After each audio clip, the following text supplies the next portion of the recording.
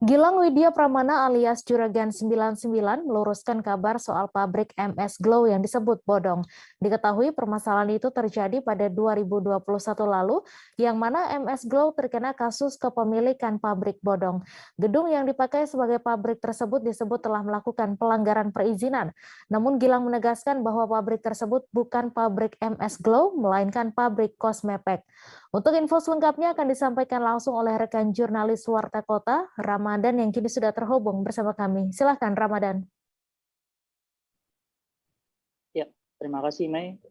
Dapat saya kabarkan bahwa pada Selasa malam kemarin, Gilang beserta istrinya yaitu Sandi Purnamasari menggelar jumpa pers di J99 Tower di kawasan Pancoran, Jakarta Selatan. Mereka menggelar jumpa pers untuk meluruskan berbagai hal seiring dengan isu yang menyeret keduanya seperti itu. Salah satunya adalah terkait kabar soal pabrik MS Glow yang disebut bodong pada beberapa waktu yang lalu seperti itu.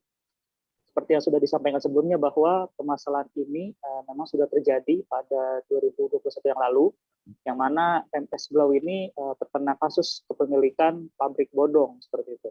Gedung yang dipakai sebagai pabrik tersebut yang berada di Jawa Timur disebut telah melakukan pelanggaran perizinan seperti itu. Namun pada Selasa kemarin, Gilang alias Juragan 99 menegaskan bahwa itu bukanlah pabrik MS Glow, melainkan pabrik dari Cosmepek seperti itu. Dan di sana juga ada kesalahpahaman terkait perihal tanah, bahwa yang membuat pabrik itu dianggap bodong seperti itu. Ya, Mei. Ya, baik, terima kasih Ramadan atas laporan Anda, dan Tribuners, wartawan kami juga telah menghimpun wawancara langsung dengan Gilang Widya Pramana. Berikut tayangannya untuk Anda. Saya luruskan bahwa itu bukan pabrik MS Glow, teman-teman semua. Itu adalah pabrik PT Cosmepek, di mana Cosmepek itu bergerak di bidang industri kemasan.